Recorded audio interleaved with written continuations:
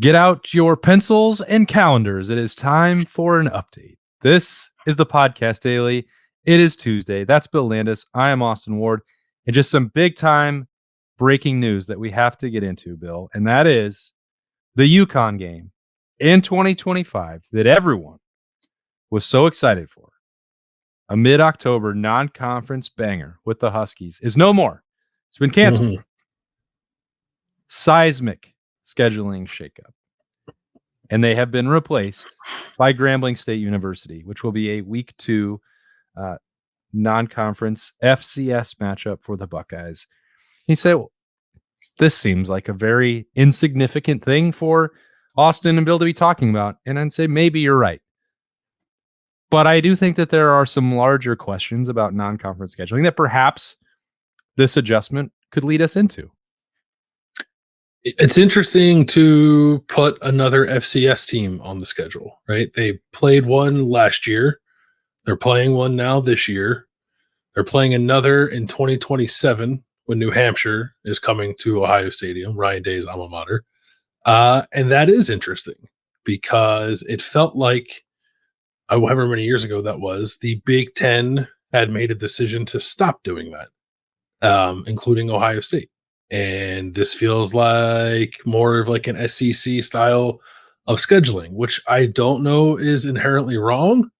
It's boring, and it sucks for people who buy season tickets to go watch games in Ohio Stadium. But it also like might be smart for Ohio State. So I don't know. It's a little bit of there's a little bit of nuance there. But it is interesting to me nonetheless that Ohio State is adding another FCS opponent to its schedule. It does feel like a strange thing to stress about, worry about, complain about, however you want to characterize the things that I'm going to continue to say about it. But we've heard, and I don't even think that this is a conversation about, oh, this is, Ross Bjork and SEC influence. Like Gene Smith for the last dozen years had made a great point of trying to make Ohio State's schedule more competitive, but we've also already seen Florida A&M and Youngstown State, and this happened like while he was still actively, unquestionably leading Ohio State's athletic department. So it's not like he was totally opposed to doing it. There was an emphasis of adding more marquee games, and they did that. Texas, Alabama, Georgia, we've talked about those and how excited we are for them. But and sometimes it's just whoever's available at that moment. In week 2 in September, 1 year away, you probably don't have unlimited options for who you're going to replace, UConn with. And I think if the end goal here was you have to find someone, and it would be preferable for Ohio State to have their off week in the middle of October, say, yeah, I mean, I'm fine with that. Don't have any issue. It seems crazy to me that there's no option that they could have come up with that would be better than Grambling. And it's not to say that the UConn game was something everyone was looking forward to or going to be very competitive, because it definitely was not going to be. So they did trade one walkover opponent for another, one at a different level of football than the other. That is definitely true as well. But I feel more strongly than ever before that college football as a whole, and the Big Ten specifically, have to move away from these games for the sake of maintaining these broadcast deals, partly, but also to a larger extent, giving fans a reason to come to the Horseshoe and stay engaged for the duration of the schedule. I think I've said this to you before. I think the answer to that is a minimum of 10 Big Ten games. I personally would like to see more than that. But when you're replacing the non-conference opportunities, and yes, Texas is on there, and Ohio is the third one for 2025. But when you're just saying one of these games on the home schedule is completely irrelevant, well, you're making people pay a pretty hefty price still to go see it. Yeah, that's what's maybe most disappointing about it, especially now because it'll be coming on the heels of this home slate in 2024, which is like just not very good. It's a bad home slate. Like, well, maybe Iowa and Nebraska make it a little more compelling, or potentially can make it a little more compelling. But aside from the Michigan game, this is a real stinker of a home slate for Ohio State. And now, like next year's stands to be better, no doubt about it. When you talk about playing The Texas game next year is in Columbus, right? I'm not wrong about that. Yeah, first Right three about games that? are all at home.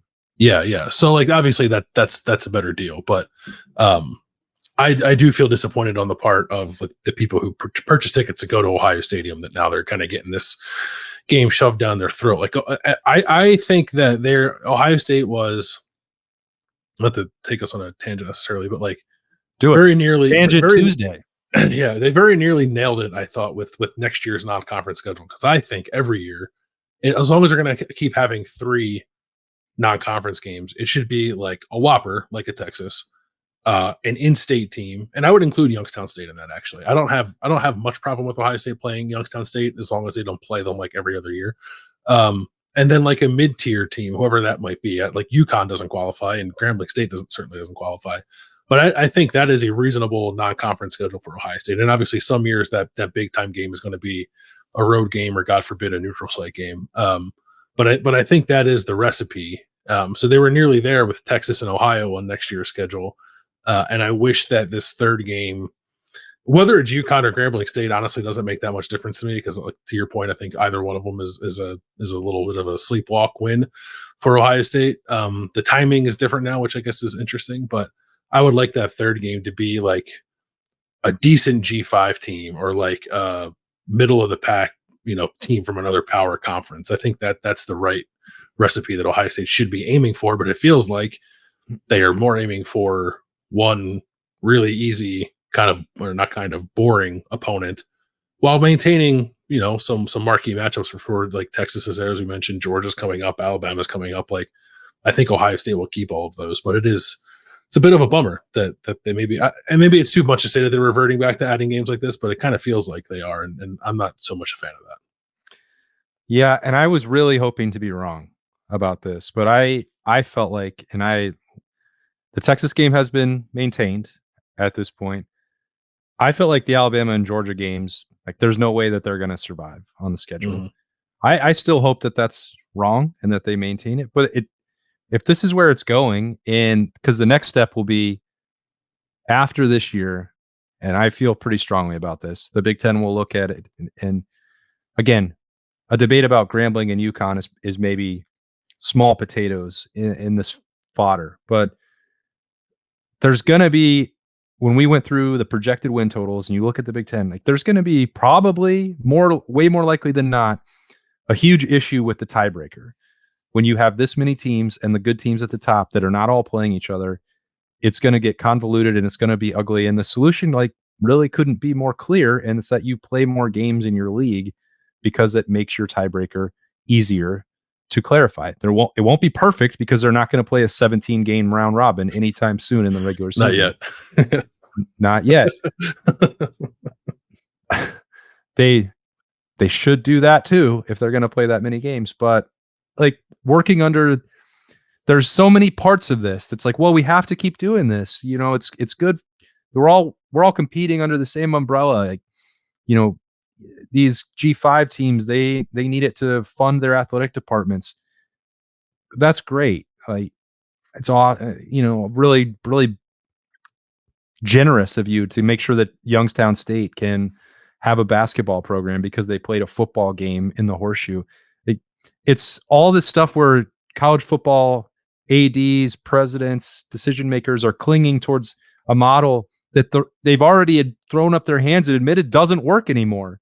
And part of the reason that they were having issues, I'm talking about two things at once, which is a reluctance to change from the past model that they all really got rich off of and built, fundraising models off of warm-up games against teams that they're going to beat handily, and just make sure that you have those at home instead of anywhere else, with not fully embracing the future, which is you can lose multiple games and still go to the college football playoff. So why are you playing this one? It doesn't help. Like, does Ohio State need to get bowl eligibility by winning 6 games? No, like, it doesn't help them in literally any way.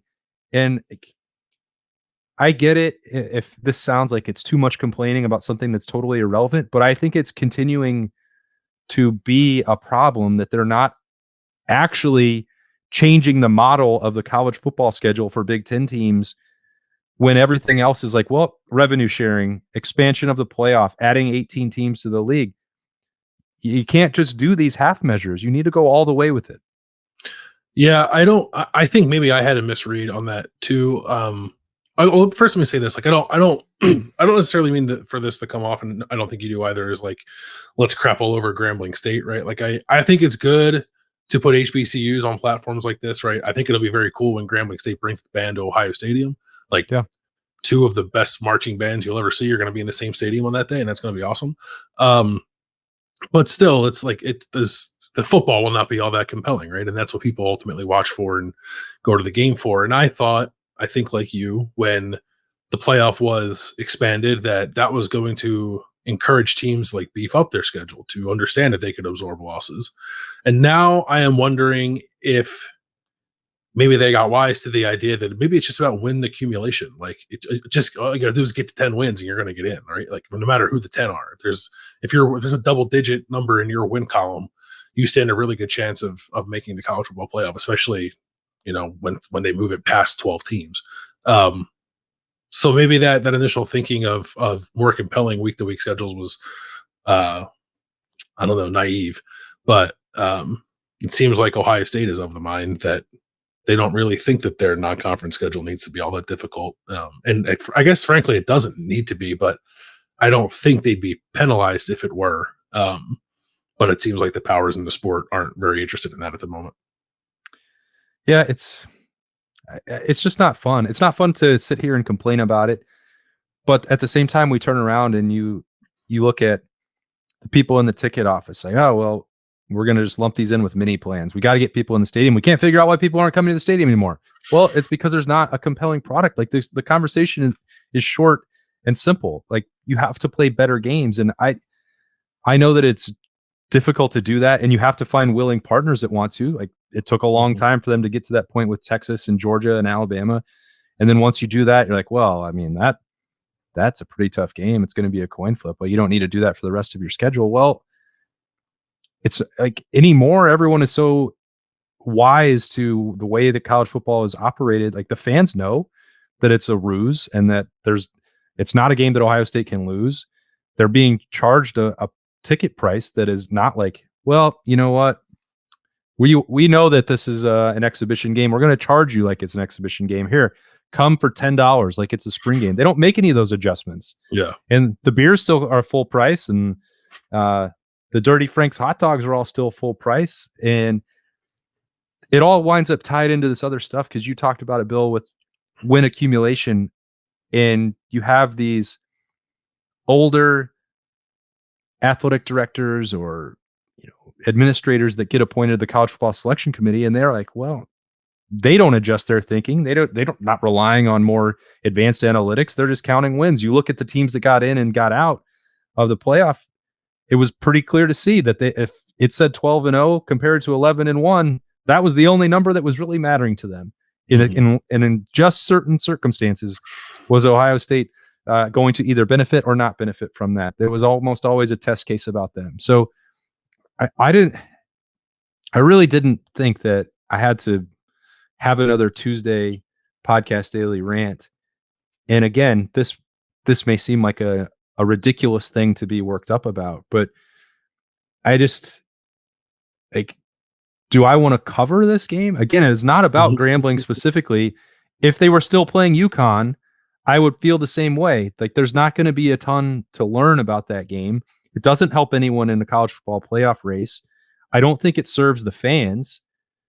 And I really thought that everyone across college football, not specific to Ohio State, meant it when they're like, well, we know we have an attendance problem and we have a competition problem because the strengths of schedule aren't balanced enough. And it makes it too difficult to determine the college football playoff at this 4-team field. And well, we still think we might have that problem with 12 because there's just too many teams in the sport. Okay, that's not new. Don't play them. Say that you have to play a schedule full, even if you want non-conference games and you're, for whatever reason, hesitant to say we expanded the Big Ten to 18 teams and, the tiebreaker bylaws. I started trying to figure that out after we were talking about it a week ago. And it's like, this is going to be impossible and dumb. Hey, they don't actually address the problems that they're facing. All they do is complain about them. Ah, man, attendance is a real issue. It's because people want to watch on big screens and they like having a bathroom at their house. I mean, that's the only problem you're facing. That's not the only problem you're facing. It's a problem you're facing, but people don't have a problem paying to go see Ohio State and Michigan or Ohio State and Penn State. And I don't think Oregon's having any problem selling the Ohio State game in October. So Yeah. it's like, I understand that their jobs are difficult and they're trying to balance way more things than just the schedule. And the checkbook is part of it. And coaches that don't want every single game to be murderer's row. But you just can't go halfway and then say, no, we're losing money. Okay, well, don't play Grambling. I bet you make more money by playing somebody else. Yeah, I think you're right. I'm looking through. So these are Ohio State's home non-conference games. This year, Akron, Western Michigan, Marshall. 2025, Texas, good job. Grambling State, Ohio, no problem with Ohio being there. 2026, they're playing at Texas.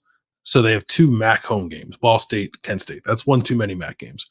2027, Alabama comes to Columbus. And the other 2 games were Bowling Green and New Hampshire. They should just play one of those games. And like, whatever, play New Hampshire. That's fine. Play New Hampshire, play Ryan Day's alma mater, get a nice story out of that. I don't care. But playing 2 games of that nature in front of your home fans, I think is like borderline insulting at this point. Like, if you're going to do, like, as you said, complain about people not coming to games, like, do what Notre Dame did. Schedule Boise State. I bet people would come watch Boise State play Ohio State. And like, that's not a game that you're necessarily fearful of losing, but like, Boise State is an interesting team that people know about that I think they would want to go watch. And it's certainly a more compelling football product than playing most of the MAC or anyone from the FCS, unless you're going to bring North Dakota State to Columbus, which I don't think is going to happen anytime soon. Although North Dakota State, I think, is opening with Colorado. That'll be interesting. What is your ideal schedule then? You want them to play all Big Ten games, 11 Big Ten games? What's it look like? I think they should play a 12-game Big Ten schedule. Okay. And people would scoff at that idea. You know, I've said it for several years in a row, and I've heard no compelling argument against it, honestly. I know that coaches have said that they value the opportunities for development of some of these non-conference games, and it gets freshmen involved, it gets your backups involved. You play Youngstown State, and you might get some walk-ons who have an unforgettable moment, and they value those opportunities for the student athlete. And I can hear and appreciate that without question. It's fine. They also deal with some of these same issues about, competitive disadvantage and playoff qualification and strength of schedule. So there's no perfect solution for them. I get that. But I'd yet to hear one from fans that are like, you know what, we just want a couple easy wins on the schedule for Ohio State. I've never heard that argument. So I've heard it from athletic directors. I've heard it from coaches, some of the justification that they have for wanting to play those games. Don't usually hear it from current players or former players, like that they look back fondly on Florida A&M coming in to the Horseshoe a decade ago, or the matchups they had against Cincinnati when Cincinnati was at that lower level and they got to come up to the Horseshoe and get shut out. I don't mean it to just be picking on FCS teams or even the MAC specifically. They just don't. If you're going to say that the NFL model and qualification for the playoff and the postseason is more,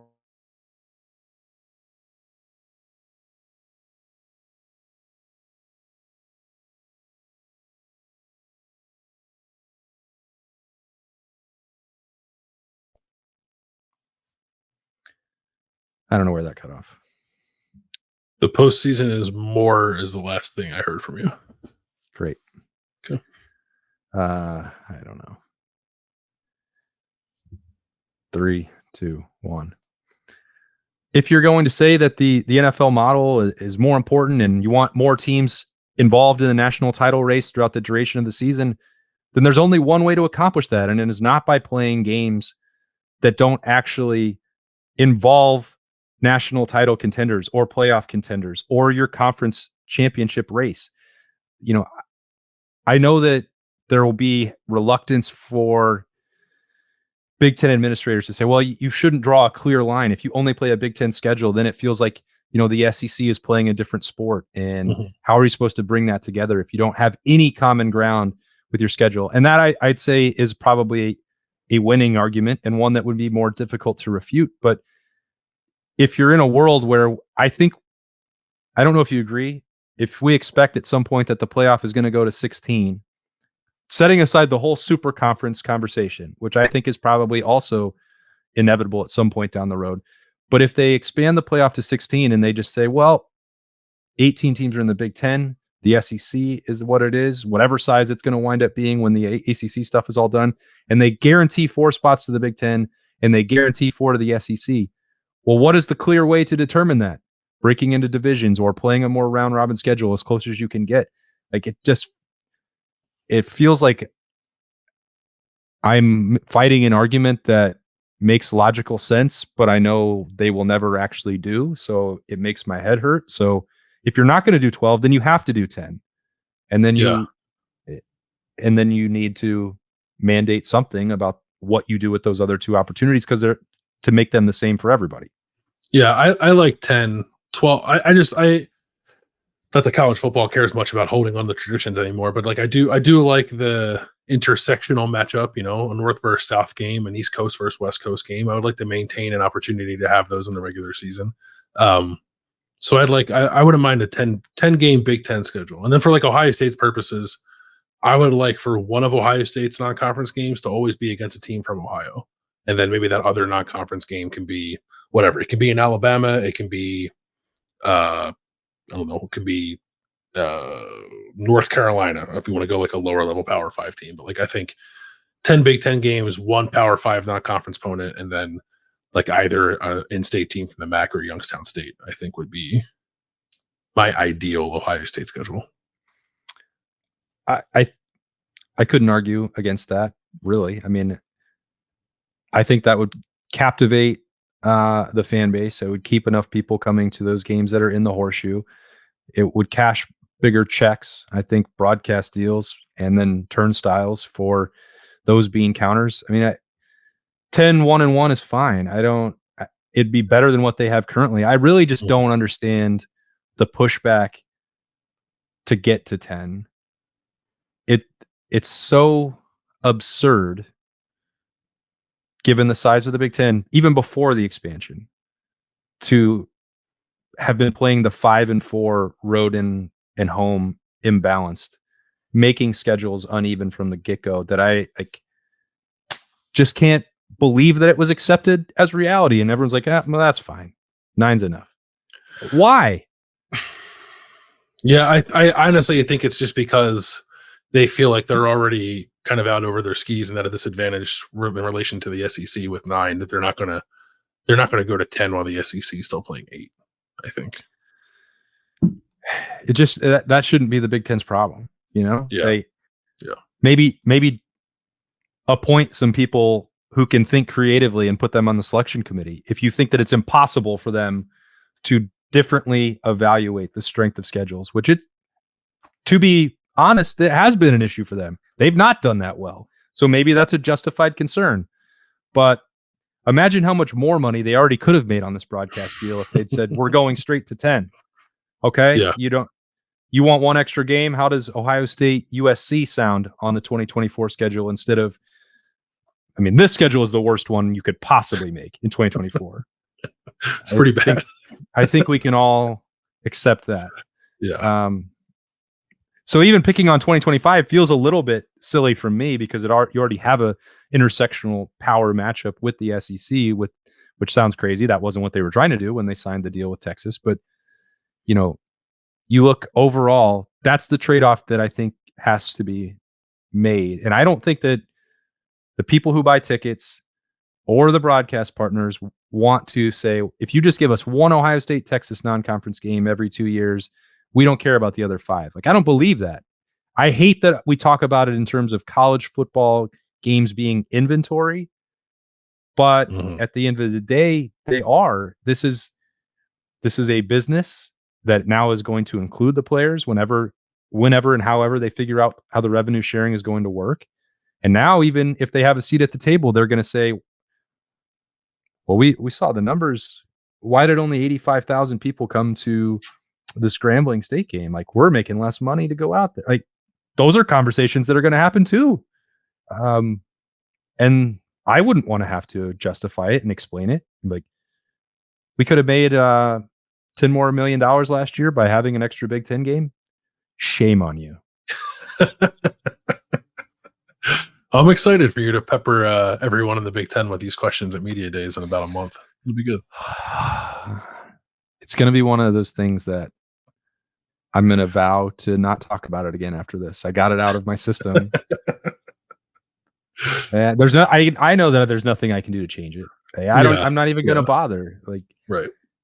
But if I can't occasionally rant about it, and I hope, like last week, I heard from a number of you on subtext and on Twitter that was like, thanks for saying that. And I heard from others who are like, Austin just needs to calm down and shut up. Like, you're both right. Everyone's right about that. That's fine. Called the sweet spot.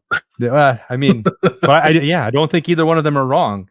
But I hope that for the fans' sake, that they would appreciate that I think that the scheduling must be improved. And the angle that I'm coming from is not that Ohio State needs to schedule better non-conference games. It's that the non-conference games need not exist. That's a pretty strong take, actually. I don't know. I'm curious to hear see the feedback to that, because I don't disagree offhand, but it'd be a pretty radical shift in the way that college football is scheduled. But regardless, I did not. I mean, but Bill doesn't like something radical. Sorry, but something radical has to be done. That's my point. The sport is already changing in the most dramatic ways of all time. And the playoff format is radically different as well. Addressing it with scheduling that is the exact same that you've always done is probably not a solution for that.